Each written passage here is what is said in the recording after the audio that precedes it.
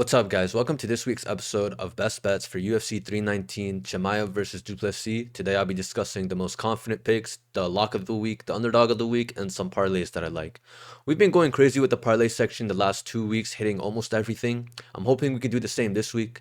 As always, I hope you're doing well. I hope you're having a great day. Let's dive into the most confident picks for this week's Best Bets episode. We got Chase Hooper, MVP, and Carlos Prates. Now, for Chase Hooper, I think he's a confident because I think he has some key advantages here.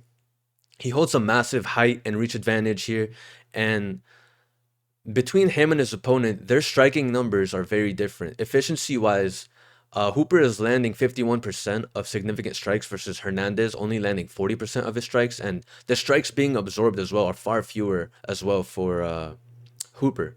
So, and stylistically, I think Hooper has a stylistic advantage over Hernandez here. You know, we've seen guys like Damon Jackson hold down Hernandez, and if Damon Jackson can do that, I most certainly think that Hooper can as well. So I feel he's a solid, safe bet on the prelims, and I also think Hooper's striking is also coming along as well. And overall, as a fighter, he's grown into his body, put some nice, notable wins together, and whereas Alexander Hernandez, he's shown us everything he has to offer. And at this stage in his career, I don't think he can compete with someone on the rise, someone with such a high ceiling, because Hernandez has taken some pretty bad losses in his career and he hasn't really shown anything different in his game, while Hooper is constantly improving every time we see him. There's consistency in his game, and we can't say the same thing about Hernandez. So I just think Hooper, he'll be able to use his length to strike with Hernandez and, of course, try to work his way into a takedown. And once he does get that takedown,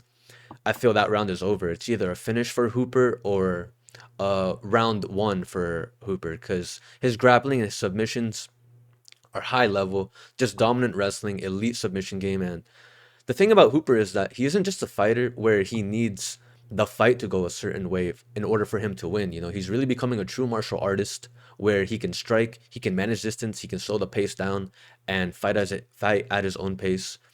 And he's a full complete fighter now, improving all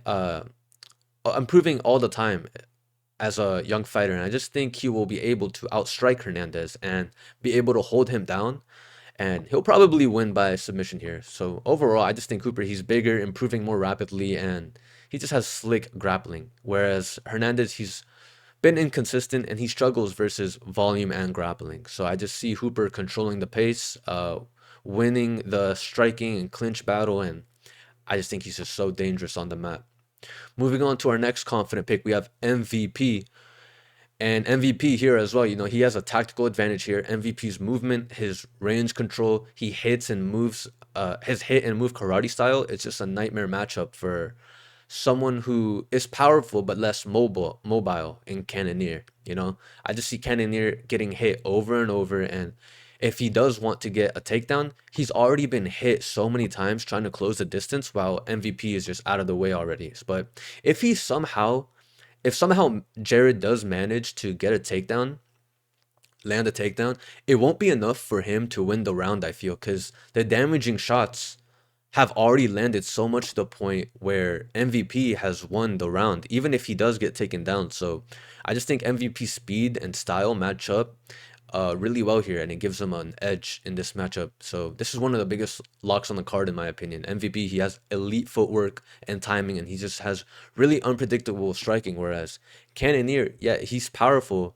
but he's slower than MVP, and he may try to use the wrestling if the striking isn't going in his favor, which I highly doubt it will go in his favor. So he will try to wrestle, but I just don't think he'll have success. And if he does, it won't be enough to win him the round. So yeah, like even in the judges' eyes, seeing Jared Cannonier get uncomfortable in the striking and panic wrestle, it's a bad body languages, and the judges will be able to see who's really winning the fight, you know. So plus MVP will be landing the better shots in this matchup, that's without a doubt. So the pick is MVP. Of course, I just think he'll outstrike Jared, and he styles on him from range. Moving on to our next confident pick, very confident pick here in Carlos Prates. We have a knockout machine. Prates has delivered 5 straight knockouts in the UFC, including the Contender Series, earning him each performance of the night. And so he just has a brutal finishing style, and his striking is so technical. He's a knockout artist and a Brazilian star in the making. Coming up against another striker, this is best case scenario for him, in my opinion. I don't think he lost that much momentum in his last fight against a very high level Ian Gary. You know, Prates blends his momentum with finishing abilities, so he has a genuine fan favorite style with exciting fights, and he's fighting Neil, who he's powerful, but I just think he has a basic boxing style. Coming up against Prates, who has a much more diverse striking game, that's gonna be dangerous for Prates or for Neil. So I think Prates, he'll be patient and he'll find the accurate shots throughout the fight. And he has that one shot power that can completely change the fight into his direction whenever he lands it. So the confident pick is Carlos Prates. I think he picks Neil apart and wins the striking battle. Speaking of Carlos Prates, the lock of the week is Carlos Prates. So before the Gary fight, um, Prates and Neil were supposed to fight, but that fight got canceled. But when that fight was originally booked, Prates opened up at around a minus 500 favorite. So then that fight gets canceled, and Prates has to fight Ian Gary, and then loses. And because of that loss, I feel now is why Prates is a minus 240 favorite, because they think Geoff Neal can maybe replicate what Ian Gary did, or because Prates is coming off of a loss to Ian Gary. I just don't see the logic there, because Ian Gary is just one of the most complete fighters, one of the most smartest fighters in the division. The man nearly beat Shavkat Rakhmonov, and Geoff Neal is not on the level of an Ian Gary, in my opinion. So this is a striking affair, and Carlos Prates will be the better, more dangerous striker throughout the fight. And I just think he's taken losses to Neil Magny. Geoff Neal has taken losses to Neil Magny, Stephen Thompson, not to mention Ian Gary as well, which are tall, lanky strikers that like to pick you apart from the outside and know how to manage distance, just like Prates. And the best striker, in my opinion, that Geoff Neal has beaten, like actually beaten, has a win over, was Vicente Luque. And Carlos Prates is levels above Vicente Luque. And you can mention he beat Bilal Muhammad as well, but that was in 2019, where Bilal wasn't the same fighter he is today, and Bilal isn't a striker necessarily, he's a wrestler. And yeah, that was a long time ago in 2019. So I expect Neil to try to walk down Prates, applying pressure, but that's exactly the kind of fight that Prates thrives in. He wants you to engage in a striking battle so he can slip into his flow state. And as a striker, Prates is far more diverse, mixing in knees, elbows, a variety of kicks, and striking from unpredictable angles. So where Geoff Neal's game, it's more of a meat and potatoes type of boxing. The classic in and out 1-2 hook approach, and those are exactly the type of fighters that Prates tends to pick apart. Uh, so both guys, I do think they both have some serious power, but I still give the edge to Prates because of his accuracy, the sting in his shots. So when he lands, it's like he zaps you. And even without relying on the knockout power, Prates still has the tools to purely win on volume and precision. His timing is excellent. He's patient enough to wait for Neil to overcommit before countering with a sharp, clean shot. And I can see him repeating this power pattern, building momentum, finding his rhythm, and gradually picking up the pace as the fight goes on. And I don't think Neil will do enough to break that rhythm. I see him standing in front of Prates for too long, for giving Carlos time to get comfortable. By the time Neil tries to mix in, by the time Neil tries to mix things up, maybe shooting for a takedown, it will feel predictable. Carlos Prates, he'll see it coming, evade, and go right back to styling on him. So his movement is going to be a huge factor here, letting Neil pressure him, lulling him in, and then firing unexpected shots. And I can picture Neil eating crisp shots all night, maybe even getting dropped a few times. A knockout is possible, but even if it goes the distance, I think Prates will control the fight from start to finish, especially as the fight builds on to the later rounds. So that concludes Lock of the Week. Moving on to Underdog of the Week, we do have Lerone Murphy. Undefeated Lerone Murphy, 8-0 in the UFC, taking on a debuting fighter, yet he's the underdog here. That doesn't make much sense to me. You know, the UFC is a completely different level, and Lerone has proven he can hang with the best in the division, consistently winning and performing at a high level inside the octagon. Aaron Pico, on the other hand, hasn't shown that yet. Like, yes, he did. He's looked impressive outside of the UFC, no doubt about it. You know, he's athletic, he has short boxing, strong wrestling, and a high fight IQ. He transitions easily between striking and wrestling, and he's dangerous in both areas. But doing it in the UFC against a proven contender like Lerone is a whole different challenge. You know, I see Murphy keeping this fight at range for the most part, picking his shots, landing clean kicks, and circling to stay out of danger. You know, he's not going to let Pico get comfortable with his wrestling. You know, Lerone's athleticism and defensive awareness should allow him to sprawl, stuff takedowns, and land the heavier, more telling strikes on the feet. His footwork can create constant discomfort for Pico, forcing him to reset over and over. So Pico, he has this aggressive boxing style, and I think it could work against him here. While when he commits forward, Murphy has the timing and the counterpunching to exploit those openings. You know, if Lerone stays composed early, I think he can weather an initial pressure storm and push the fight into the later rounds and then take over, you know?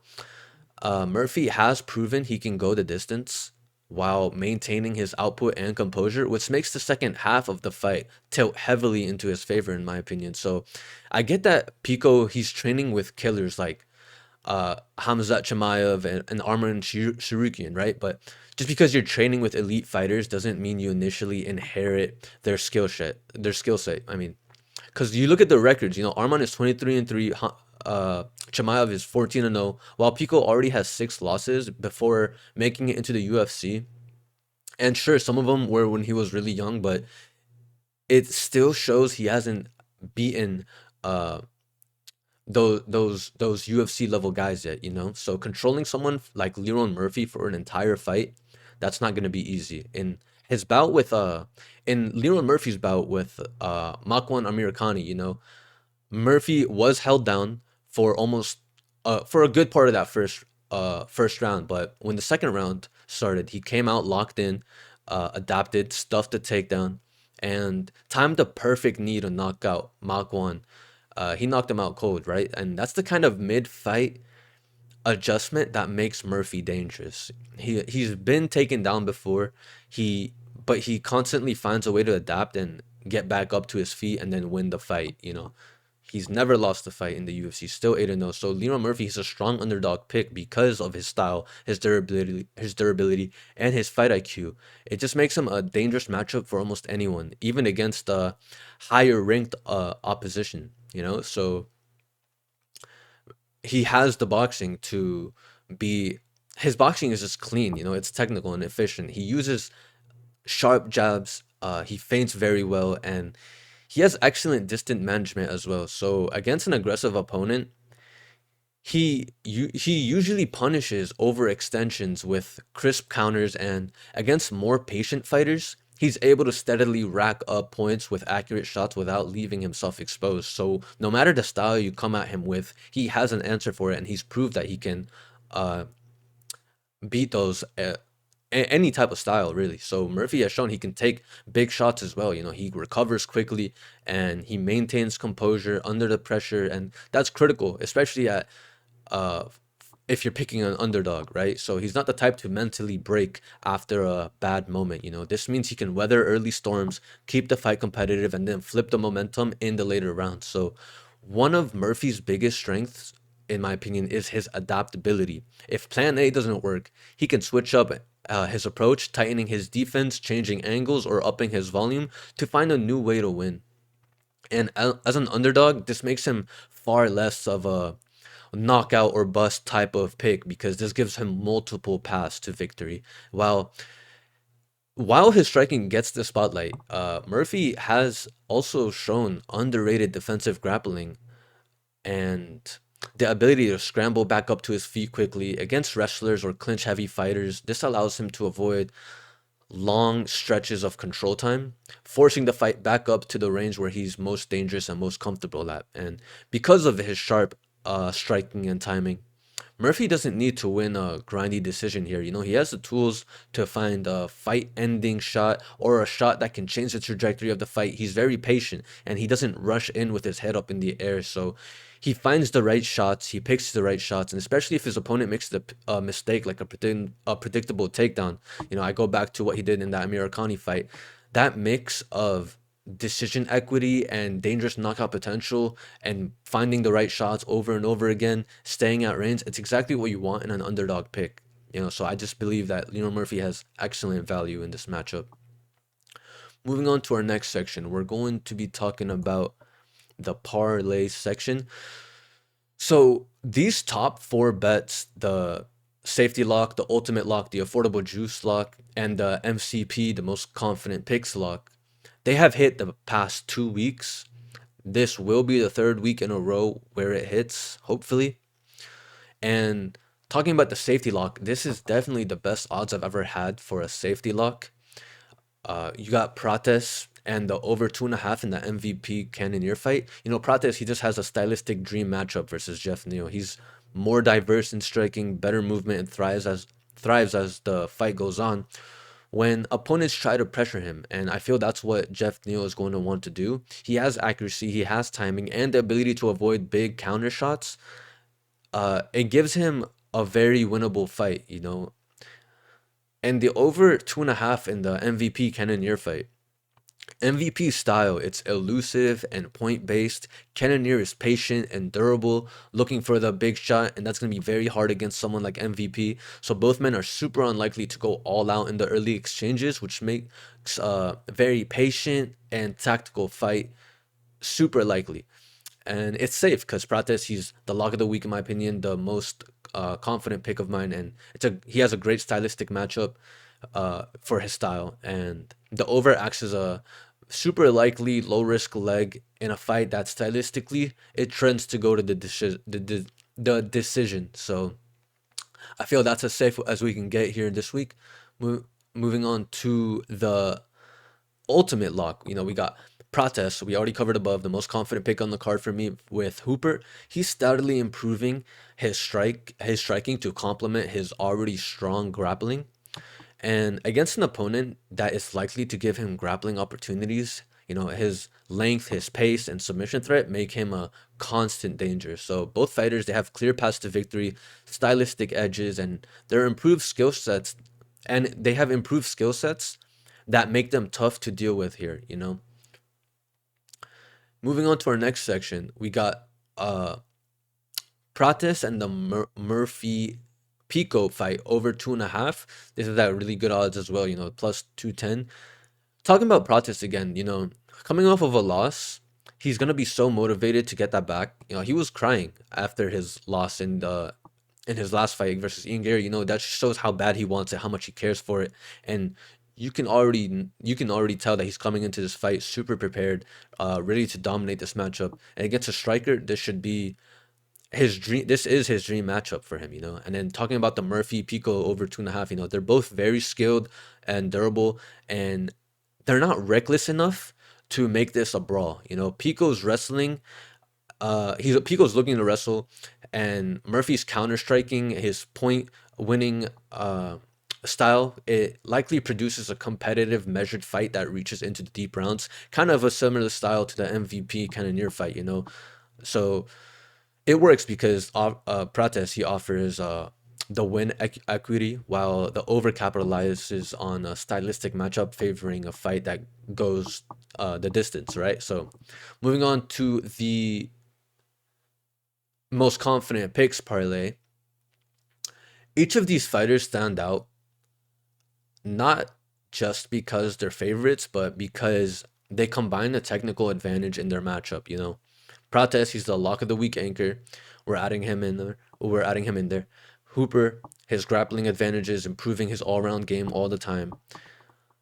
MVP, unorthodox movement and striking. It's gonna frustrate Cannonier, who struggles with elusive opponents. MVP can win the rounds at range. And it works because it's three confident stylistic matchups with skill advantages that align well with their opponents' weaknesses. So I usually don't like these 3 or 4 leg parlays, but the past 2 weeks they've been hitting, and this is a very, very safe 3 leg parlay in my opinion. So moving on to the easy workout. This could be a bit sweaty, but for the plus 190 odds, I do see great value here. Lupita, Godinez, and Diego Ferreira at plus 190. Godinez, she has high volume striking, solid takedowns, and proven cardio, which make her a tough opponent to outpoint in a 3-round fight, especially against a predictable fighter in Jessica Andrade. Then you have Ferreira, he has a dangerous submission game and cardio to push a high pace, and he tends to overwhelm opponents once he finds the openings, and he does also have that one shot power, that one shot knockout power as well, like we saw in the Michael Johnson fight. So it works because these are two fighters who win minutes through pace, output, and pressure, and I just think it's a great recipe for parlay stability. Moving on to the underdog city, we have Leron Murphy and Drakkar Klose at plus 525 underdog city. Leron Murphy, undefeated in the UFC, 8-0, battle tested, and with the tools to keep Pico at bay, he can frustrate Pico's wrestling and land big counter shots. You have Drakkar Klose, he's consistent, well-rounded fighter, and he has the ability to make fights gritty and win rounds through cage control and clinch work. And if you just look at the guys he's lost to, Joel Alvarez and Beneil Dariush, these are high-level fighters, and they're both underdogs who have winnable matchups based on their style. And if Mercy defends the takedowns and Klose keeps the fight close and physical, this could hit at a high value. So that concludes the parlay section, and that also concludes the card. Those are my bets for this week. Remember to bet smart, stick to your limits, and don't chase any losses. Let me know if you found this helpful. I've been cooking the past couple of weeks with the best bets videos. Hopefully we can do that again this week. So drop your picks in the comments below. I want to know what you thought. I want to hear what you're rolling with. Anyways, that's it for me. Have a great day. Take care of yourself. I love you guys. Good luck. I'm out. Peace.